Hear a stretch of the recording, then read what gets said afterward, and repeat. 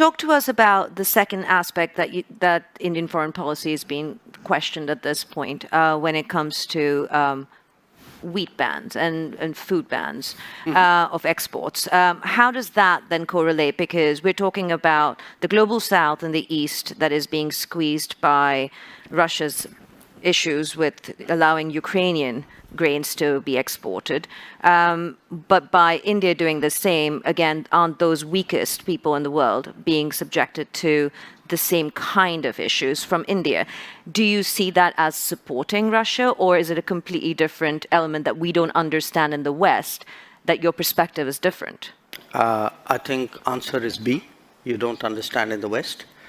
But it isn't just the West, okay? I don't think people understand because they're not actually tracking the trade. We have been exporting wheat, okay?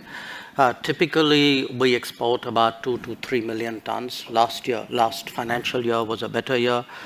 We exported about 7 million tons. This year, before the heat wave hit us very badly, the expectation was that we would do substantial exports, and we were open. I mean, in fact, Prime Minister himself had said on various occasions, saying, look, we see that there's a food crisis in the world and we'd like to be of help. But what we then saw was a kind of run on our wheat, a large part of it done by international traders based out of Singapore and I think to some degree maybe Dubai. The result was actually the low-income countries, many of whom were our traditional buyers, like our neighbors, Bangladesh, Sri Lanka, Nepal. These are our traditional buyers, okay? Interestingly, the Gulf buys regularly from us. I heard Dr. Tedros in the earlier session talk about Yemen. Yemen buys from us. Sudan buys from us, okay? Now, what we saw was the low-income buyers were being squeezed out. The wheat was actually being stocked for being traded. So in a way, our goodwill was being used for speculation.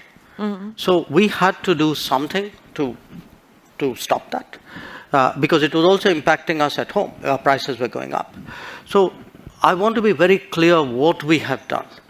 We have actually said, look, we're not going to give speculators an open access to the Indian market so that the Indian customer and the LDCs of the world get the short end of that. Yeah. What we are still open to doing is where we see a kind of a deserving country wanting wheat, very glad to supply it within the realm of possibility. And just for the record, I think we've done this year wheat exports to about 23 countries.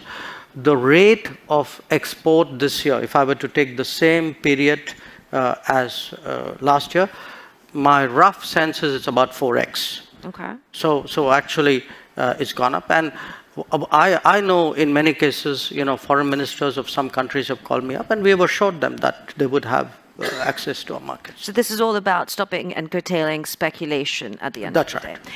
day. And preventing a diversion to high-income countries with a greater possibility to buy, because what we saw happen with the vaccines, we don't want to see happen with the wheat, which was the rich people got vaccinated and the poor were left to God. And if you like the video, do like, comment, share and subscribe.